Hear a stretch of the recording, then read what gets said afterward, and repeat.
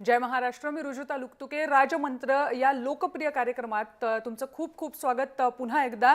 आणि असा हा कार्यक्रम आहे ज्या कार्यक्रमामधली भविष्यवाणी ही 100% खरी होत असते असं बऱ्याचदा प्रेक्षक सुद्धा आम्हाला आवर्जून ते कळवत असतात. त्याची नोंदही वेळोवेळी आम्ही घेत असतो. अशा या राजमंत्राला पुन्हा एकदा आपण सुरुवात करतो आहोत. पंडित राजकुमार शर्मा आपल्याबरोबर आलेले आहेत. पंडित जी, बहुत बहुत स्वागत है आपका इस शो में. Thank you.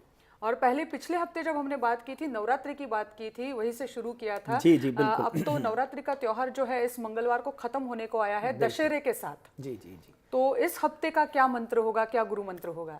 देखिए, सबसे पहले तो दर्शकों को नवरात्रि की और फिर अभी दशहरा की, क्योंकि हम लोग आपको अगले सैटरडे 15 तारीख को मिलेंगे, तो सबसे पहले राजमंत्र की सारी टीम की तरफ से और मेरी तरफ से आप सबको बहुत बहुत अभिनंदन और आशीर्वाद कि भगवान आपकी माता रानी आपकी सारी मनोकामनाएं पूरी करें, आप खुश रहें, हमारा महाराष्ट्र प्रसन्न हो. जी हाँ. उन्नति करे और राष्ट्र प्रसन्न हो और राष्ट्र को किसी भी तरह का शत्रु जो है कोई भी क्षति ना पहुंचा सके.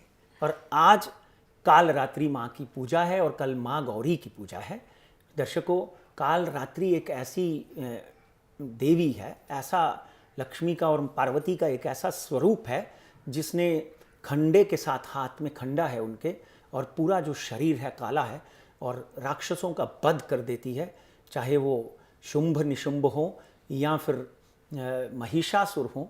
तो ये कह लीजिए कि बुराई के ऊपर अच्छाई की जीत. और माँ जो है वो हर तरह की बुराई, हर तरह की नेगेटिविटी, एक्चुअली हमारे अंदर ही छुपी हुई नेगेटिविटी जो है वही राक्षस होती है. हम किसी के बारे में बुरा सोच लेते हैं तो वो भी एक राक्षस वृत्ति मानी जाती है. हम किसी के बारे में अच्छा सोचते हैं तो वो एक सद्गुण माना जाता है. आज माँ कालरात्रि और माँ गौरी की पूजा कल है, इनफैक्ट शुरू हो चुका है कल का भी. तो ये देवियों के साथ में मंगलवार को दशहरा है, शायद मंगलवार जी हाँ, मंगलवार तो मंगलवार को दशहरा है. तो विजयदशमी बोलते हैं उसको. आपने बहुत जगहों पे देखा होगा कि रावण, कुंभकर्ण और मेघनाथ के पुतले जलाए जाते हैं. रावण, कुंभकर्ण और मेघनाथ जो हैं हमारे अंदर बैठे हुए हैं. ये बुराइयों का प्रतीक माना जाता है. राक्षस जो है वो बुराइयों का प्रतीक माना जाता है. नहीं तो रावण तो महापंडित थे. साउथ के कुछ जगहों के ऊपर तो रावण की पूजा होती है. रावण तो महापंडित थे, मगर उनके अंदर जो बुराई थी उसके वजह से उनको राक्षस बोला गया. आदमी बुरा नहीं होता है, उसके अंदर वृत्ति राक्षस जो है वो बुरा होती है. तो दशहरा जो है, विजयदशमी, एक अच्छाई जो है वो बुराई के ऊपर जब जीत प्राप्त कर लेती है, तो भगवान राम जब अपनी धर्मपत्नी सीता मैया को रावण के चंगुल से छुड़ा कर ले आते हैं और रावण के ऊपर विजय प्राप्त कर लेते हैं, लंका को जीत लेते हैं, उस दिन जब जीतने की खुशी में विजयदशमी का त्यौहार जो है वो मनाया जाता है. और जो दीपावली है वो अयोध्या 14 बरस का वनवास काट के आने की है. तो इसलिए दशहरे के ऊपर आप सब दर्शकों को राजमंत्र की पूरी टीम के माध्यम से बहुत बहुत अभिनंदन, बहुत बहुत बधाई.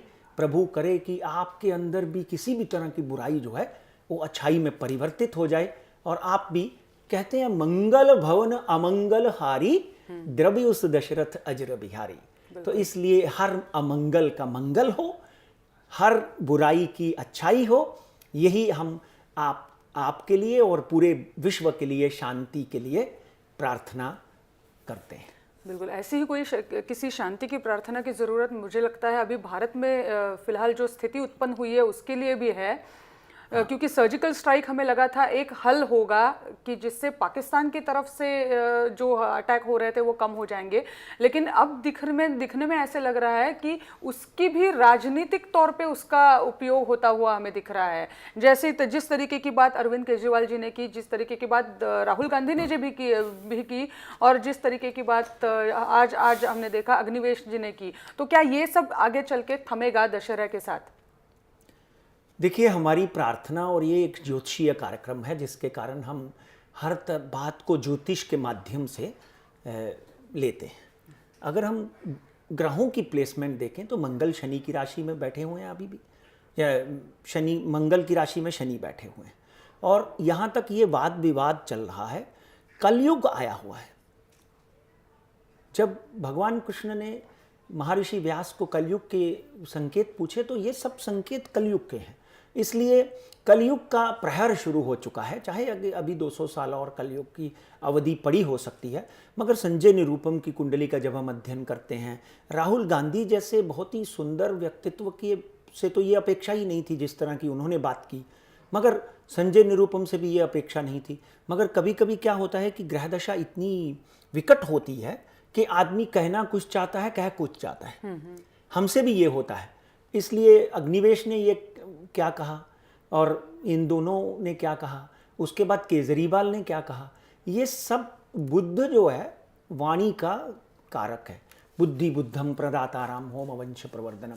जब बुद्ध नीच हो जाता है, वक्री हो जाता है, बुद्ध की प्लेसमेंट जो है ग्रहों में खराब हो जाती है, तो संजय की या राहुल जी की कुंडली का जब हम अध्ययन करते हैं तो एक रेस्टलेस और एक असुरक्षित व्यक्तित्व का स्वरूप होता है। पर तब भी असुरक्षित होना भी बुरी बात नहीं है। भय बिन प्रीत न होए, भय नहीं है तो आप जीवन में कुछ कर ही नहीं सकते।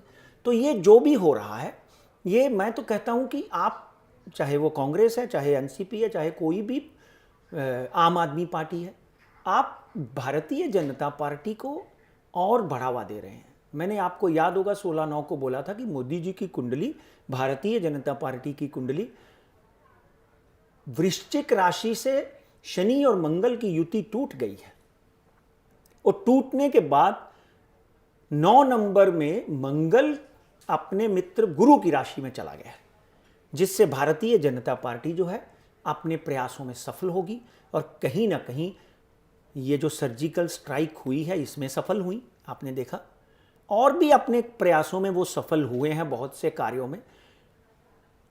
ऑपोजिशन को, विरोधियों को तलबलाने में सफल हुए, क्योंकि अगर आपका विरोधी रेस्टलेस है, अगर आपका विरोधी दुखी है, निराश है, तो डेफिनेटली वो आपके ऊपर प्रहार नहीं कर पाएगा।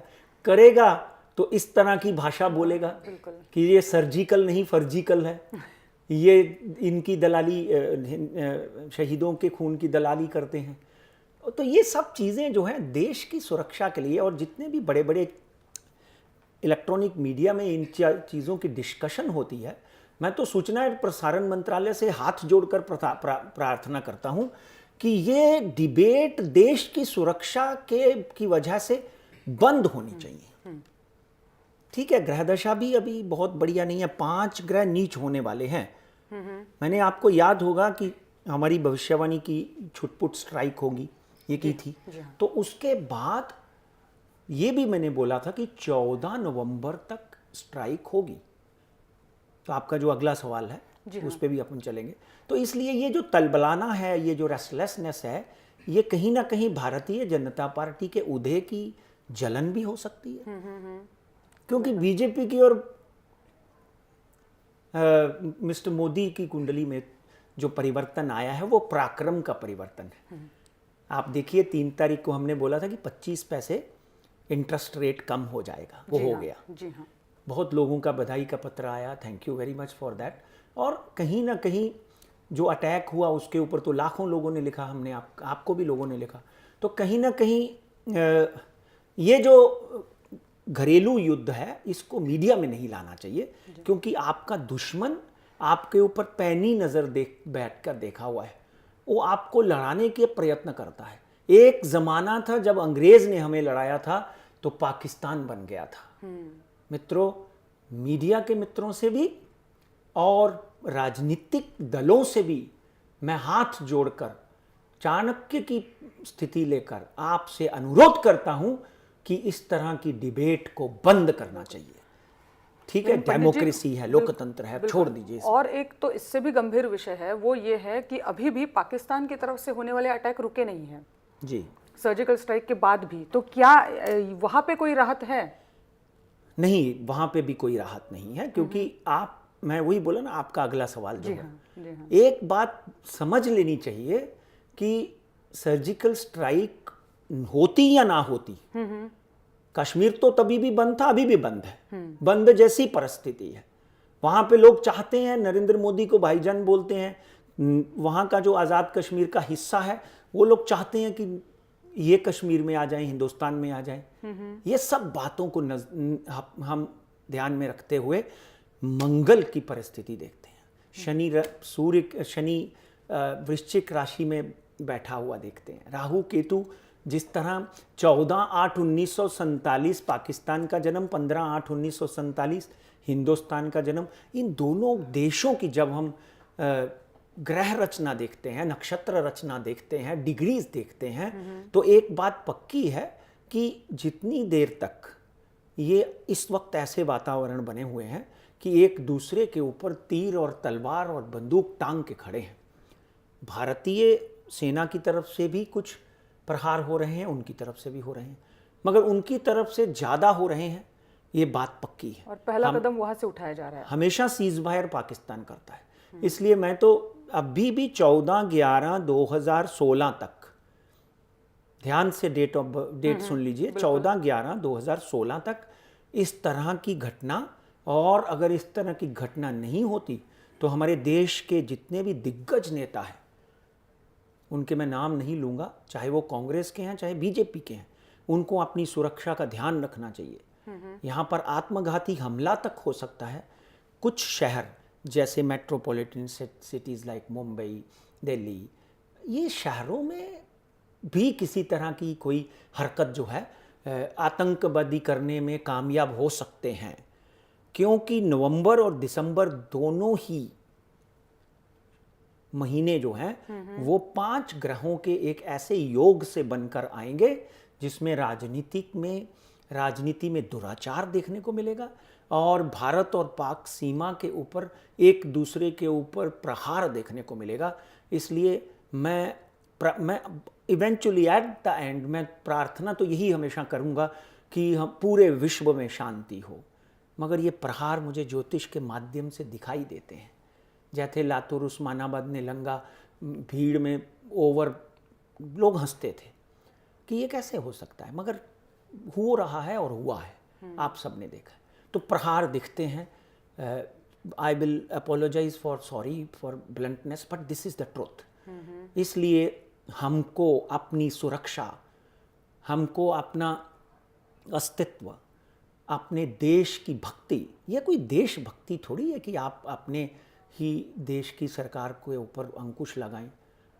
आप साथ में जिस दिन खड़े हो गए नरेंद्र मोदी के, उस दिन हमको बहुत अच्छा लगा था, हमने सारी पार्टियों को सैल्यूट किया था।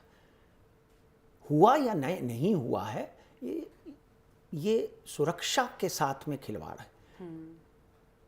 इसलिए मुझे चिंता और खेद होता है ये विषय सुन के। ग्रह दशा कहती है कि दिसंबर तक, नवंबर तक तो है ही है, दिसंबर तक ये प्रहार जो है ये उग्र हो सकते हैं, कम नहीं हो सकते, उग्र हो सकते हैं। जी पंडित जी, इसके बाद क्योंकि संजय निरुपम ने एक तो वो सर्जिकल स्ट्राइक के खिलाफ बोले, और उसके बाद जब वो बोले उसके बाद कांग्रेस पार्टी ने ही कहा है कि ये उनका आपसी उनका वक्तव्य है, इससे पार्टी का कोई लेना देना नहीं है। तो एक तरफ से वो अकेले पड़ते हुए कांग्रेस पार्टी में दिखते हैं। तो संजय निरुपम जी का आगे का उनकी कुंडली इस वक्त क्या कह रही है? देखिए, बीएमसी के इलेक्शन आ रहे हैं, 6 महीने रह गए, मगर एक बात पक्की है कि संजय निरुपम ने गलती की है या क्या किया है, ये उनका अपना व्यक्तिगत मामला है। ज्योतिषीय आधार पर संजय निरुपम के ऊपर कोई ना कोई एक्शन 2 नवंबर तक हो सकता है, और इस बात में कोई दो राय नहीं। या तो उनको तलब किया जा सकता है, जैसे पहले उन्होंने एक बहुत बड़ी गलती की थी को तलब करके उन्होंने अपना सब कुछ सेटल कर लिया था, मगर 2 नवंबर तक संजय निरुपम जो है उनको फूंक कर कदम रखना चाहिए। 2 नवंबर तक संजय निरुपम के ऊपर कोई अपोजिशन का प्रहार भी हो सकता है, किसी तरह की उनके ऊपर धार भी हो सकती है, कहीं ना कहीं उनके ऊपर हो सकता है कि उनको बोला जाए कि भाई आप ये अध्यक्ष पद छोड़ दो। अच्छा। लिस्ट तो ये 2 तारीख तक है। अगर 2 तारीख निकल जाती है तो बीएमसी का इलेक्शन संजय निरुपम की अध्यक्षता के नीचे ही लड़ा जाएगा। बिल्कुल। जो मगर definitely these days are very bad for Sanjay Nirupam. He should be very careful. कोई पूजा प्रार्थना करके उनको और अपने माइंड को, मस्तिष्क को शांत रखना चाहिए। 1 महीना है उनके पास जब उन्हें संभल के कदम रखने पड़ेंगे। 2 तारीख में 1 महीना कम नहीं, कम है समय, 1 महीने से थोड़ा ही कम है। हाँ, ही कैन। हाँ, तो कहीं ना कहीं 25 दिन जो हैं वो खराब हैं। विरोधी और प्रहार कर सकते हैं, और he should, he is a loyal worker of Congress. He should be careful about his security. He should be careful about his position in Congress. That's all. मैं तो यही उनको अनुरोध करूंगा जी। बिल्कुल पंडित जी, आगे का जो विषय है वो बॉलीवुड से जुड़ा हुआ है, लेकिन ये सर्जिकल स्ट्राइक से भी जुड़ा हुआ है, क्योंकि ए दिल है मुश्किल इस महीने में रिलीज होने वाली है, लेकिन रिलीज होती दिखती नहीं है। अब आप ही बताइए, रिलीज होगी नहीं होगी? विषय तो आप जानते हो क्या देखिए, हाँ, विषय बहुत गंभीर है। मैं यहाँ पे उन कलाकारों का बिल्कुल समर्थन नहीं करता जो अपना देश छोड़कर हमारे देश में काम ढूंढते हैं, और वहाँ की फिल्म इंडस्ट्री जीरो है। जी हाँ, कलाकार वहाँ के बहुत अच्छे हैं, इसमें कोई दो राय नहीं, मगर हमारे देश में उनसे भी अच्छे कलाकार बैठे हुए हैं।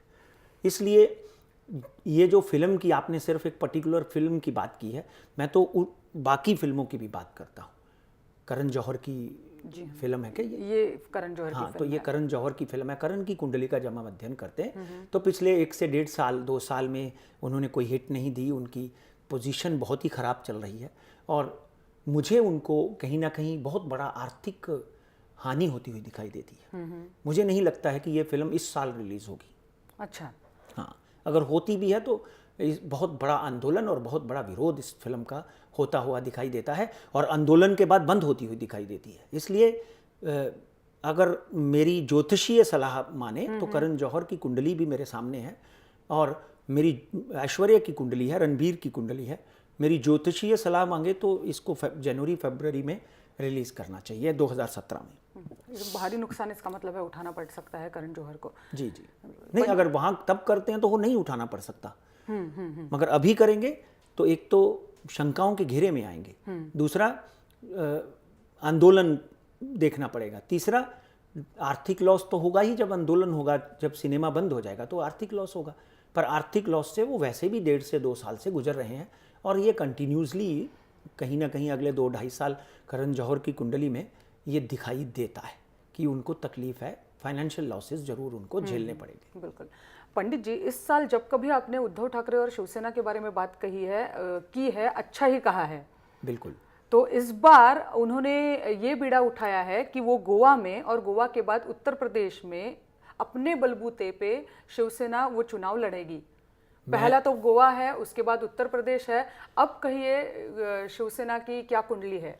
देखिए, आपको याद होगा कि हमने उद्धव ठाकरे जो हैं उनके जन्मदिन के ऊपर एक विशेष कार्यक्रम किया था, और उस कार्यक्रम में हमने ओपनली ये बात बोली थी कि उद्धव ठाकरे से भी ज्यादा आदित्य ठाकरे जो हैं उनकी कुंडली का जब हम अध्ययन करते हैं, और माननीय स्वर्गीय श्री बाला साहब ठाकरे, उनको, उनकी आत्मा को प्रणाम करते हुए, जब उन्होंने शिवसेना बनाई, उस कुंडली के ऊपर जब हमने अध्ययन किया था, तो आप लोगों को याद होगा कि मैंने बोला था कि उद्धव ठाकरे और उनके पुत्र आदित्य ठाकरे इस पार्टी को राष्ट्रीय स्तर पर लेकर जाएंगे, और एक समय ऐसा आएगा कि इनकी सपोर्ट से सरकारें बनेगी।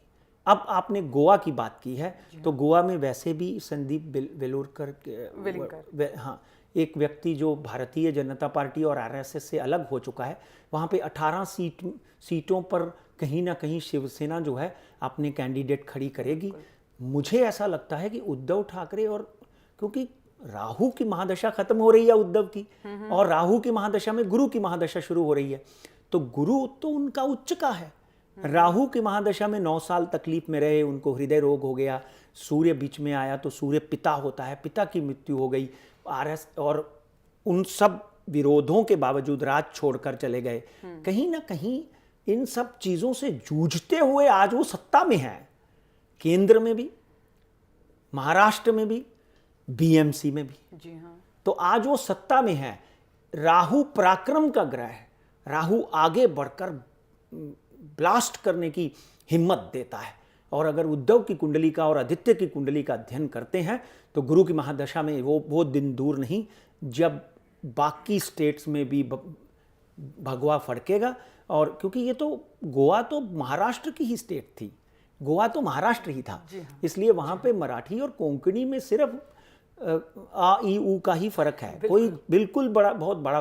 तो वहाँ पे जो भारतीय जनता पार्टी, उद्धव ठाकरे की पार्टी शिवसेना, और कहीं ना कहीं उद्धव जी जो हैं वो सब बहुत अच्छी सीटों में सफल होंगे और यूपी में भी वो अपनी प्रेजेंस, अपनी हाजिरी दर्ज करेंगे। उन्होंने बिहार में कहीं ना कहीं मेरा ख्याल से बहुत सी सीटों पे विड्रॉ कर लिया था, वहाँ पे भी मुझे अपेक्षा थी कि ये करेंगे। मगर आदित्य की कुंडली का जब हम अध्ययन करते हैं तो एक उगता हुआ सूर्य और नवा तारा, मराठी में आदित्य का मतलब भी सूर्य ही है। आदित्य का मतलब भी सूर्य है। जपा कुसुम सौकाशम काश्यपिम महादुतिम, यानी जपा कुसुम सौकाशम का तमोअरि सर्व पाप घनम, यानी जो अंधेरे को दूर कर देता है, तम सूर्यम प्रणमामि हम, तम प्रणाम मत दिवाकरम प्रणाम। तो सूर्य की तरह मुझे आज भी याद है कि बाला साहब हमेशा स्टेज पे कहा करते थे कि एक नया सूर्य उगा है, वो मेरा बेटा उद्धव है। तो उद्धव का उदय और आदित्य का सूर्य, ये चमकते हुए दिखाई देते हैं। I am very positive on Shiv Sena and I don't mind predicting here that BMC में वापस अपना मेयर बनाने में कामयाब हो सकते हैं। अब शिवसेना और बीजेपी की युति होगी कि नहीं, वो आप पूछना चाहती हैं? वो भी पूछना है, बिल्कुल पूछना है, क्योंकि इसी हफ्ते में ये विषय जो है किरीट सोमैया जी ने अपनी बयानबाजी के बाद निकाला हुआ है, तो पूछना ही है बिल्कुल। किरीट सोमैया जो है वो अन्ना हजारे जैसा काम करते हैं, सफाई का काम करते हैं। मुझे बहुत ही गर्व है ऐसे व्यक्ति के ऊपर जो समाज की कुरीतियों को, समाज में जिस तरह का वातावरण गलत होता है तो उसके सामने आकर खड़े होकर छाती ठोक कर बोलते हैं। किरीट भाई को इसके लिए उनका मैं अभिनंदन करता हूँ। मगर भारतीय जनता पार्टी की और कांग्रेस की शिवसेना की जब हम कुंडली का अध्ययन करते हैं तो मुझे ये युति होती हुई दिखाई देती है। अच्छा, ये प्रेडिक्शन भी समझ सकते हैं, ये प्रेडिक्शन ही है और बहुत बड़ी प्रेडिक्शन हाँ, है। ये युति होती हुई दिखाई देती है। और कहीं ना कहीं बीजेपी को, क्योंकि जिस तरह का कांग्रेस का रवैया है, भारतीय जनता पार्टी को कहीं ना कहीं 5, 10, 20 सीटें ज़्यादा मिलती हुई दिखाई देती है। मगर मेयर शिवसेना का होता हुआ दिखाई देगा। इसके ऊपर और आगे भी अध्ययन करेंगे क्योंकि अभी डेट्स नहीं डिक्लेयर हुई। मगर कहीं ना कहीं बीजेपी और शिवसेना जो है वो इकट्ठे मिलकर वापस इलेक्शन चुनाव लड़ेंगे, ऐसा अब प्रतीत होता है आज के गोचर के हिसाब से। और आगे आने वाले दिनों में भी भारतीय जनता पार्टी और शिवसेना चाहे लड़ते हैं, बैठे तो इकट्ठे ही हैं केंद्र में भी और यहाँ पे भी। हाँ, तो कहीं ना कहीं देवेंद्र फडणवीस, और मंगल और शनि बदलने के बाद देवेंद्र फडणवीस की कुंडली में, क्योंकि गुरु की महादशा चल रही है उनकी, तो कहीं ना, और इनकी गुरु की शुरू हो रही है, तो कहीं ना कहीं विरोधाभास होने के बावजूद भी, जैसे सोनिया गांधी और शरद पवार में विरोधाभास होने के बावजूद भी वो सरकार हाथ मिलाकर चलते थे। तो ये मुझे लगता है कि ये आगे आने वाले दिनों में बीजेपी और शिवसेना वापस एक प्लेटफॉर्म पे खड़े होंगे, एक थाली में खाएंगे, और फिर राजनीति है, उसमें एक दूसरे पे छींटा काटी तो होती ही है, और कलयुग है, नहीं हो तो फिर सतयुग हो जाए। इसलिए anything is possible in Lalu Nitish के साथ मिल सकते हैं। ये तो भाई हैं, ये तो भगवे के और नमस्ते सदा वत्सले मातृभूमि, इस लेन के लोग हैं। तो मित्रों, मैं तो अभिनंदन करूंगा अगर ये दोनों मिल जाते हैं, और उद्धव जी और आदित्य को डेफिनेटली उनकी कुंडली में अच्छे ग्रहों के लिए भी आशीर्वाद भी है और कहीं ना कहीं अभिनंदन भी है उनका। बिल्कुल बिल्कुल पंडित जी, आज बहुत सारे विषय थे एक्चुअली जिनके बारे में हमें बात करनी थी और हमने की भी, लेकिन शेयर मार्केट के बगैर हम शो तो बिल्कुल ख़त्म नहीं कर सकते। हाँ बिल्कुल, ये बहुत ही तो ये आगे आने हफ्ते के क्या लेवल्स है? देखिए, हमने बोला था कि ये 27,600 पे बंद हुआ था पिछली बार, ये वापस 28,400 छुआ, बंद हुआ 28,061 के ऊपर, नो डाउट एट ऑल। मगर अभी भी बाजार में एक नरमी चालू है। 27,600 का आंकड़ा वापस देख सकता है बाजार, 27,400 का आंकड़ा भी देख सकता है। मगर ये अगले हफ्ते में थोड़ी सी नरमी, वॉलेटिलिटी रहेगी। 28,400, 28,500 का ऊपर का आंकड़ा ये बीएससी का होगा, और निफ्टी का जो है 8,700 पे बंद हुई निफ्टी, 8,810 ऊपर का और 8,550 नीचे का आंकड़ा। सोने की बात करें तो सोना बुरी तरह से गिरा, जो अपेक्षा नहीं था, हमारी भविष्यवाणी भी नहीं थी। इसलिए हम पहले ही लिखते हैं कि आपके प्रॉफिट और आपके लॉस के आप ही भागीदार हैं। हमारे कहीं ना कहीं यहाँ पर गोल्ड और सिल्वर की भविष्यवाणी जो है इस बार थोड़ी डगमगा गई। गोल्ड जो है 1500 पॉइंट गिरा और चांदी 3000 पॉइंट गिरी। इनफैक्ट आज के दिन गोल्ड इतना गिरा है। हाँ, मगर गिरा जरूर है, मगर this is the time to enter. सोने में 29,200 और 300 का आंकड़ा, और चांदी इस वक्त लेने का टाइम है। 41,865 पे बंद हुई है, चांदी चढ़ी है कल, और चांदी आज ले लें डेफिनेटली। चांदी एक बार फिर 45,000 का आंकड़ा 15 दिन में पार कर सकती है, पर नीचे का स्तर चांदी का 40,800 का दिखाई देता है। पंडित जी, वक्त तो हो चला है कि आज हम शो में यही रुके। बहुत बहुत शुक्रिया, आपने शो में हिस्सा लिया, और हमेशा की तरह कई, और आज तो काफ़ी गंभीर विषय है जो हमने आज के शो में उठाए हैं, तो बहुत बहुत शुक्रिया हमारे दर्शकों के से बात करने के लिए। पण जाण्यापूर्वी एक आवर्जून नेहमीप्रमाणे तुम्हाला सांगायचं आहे, तुमची पत्र जे आमच्याकडे येत असतात त्याची ही पोच तुम्हाला द्यायची आहे। रवींद्र सूर्यवंशी सांगलीहून, गायत्री कुलकर्णी, विनोद धोत्रे, व्यंकटराव गायकवाड पुण्याहून, औरंगाबादमधून दिवेकर, गणेश दिवेकर, चेतन पवार, निखिल पुंड, त्याचबरोबर श्रीवास्तव लखनौवरनं त्यांनी पत्र पाठवलं आहे। झेंडे यांनी कोल्हापूरहून पत्र पाठवलं आहे, आणि कार्तिकीयन आहेत जे पण नियमितपणे हा कार्यक्रम बघतात, आणि त्यांनी ही पोच कळवली आहे। कार्यक्रम त्यांना आवडतो असं आवर्जून कळवलेलं आहे। कार्यक्रमाची वेळ मित्रांनो आज इथेच थांबली आहे, इथेच संपते, त्यामुळे कार्यक्रमात इथेच थांबतोय, पण तुम्ही पाहत रहा जय महाराष्ट्र, थेट अचूक बिनधास्त।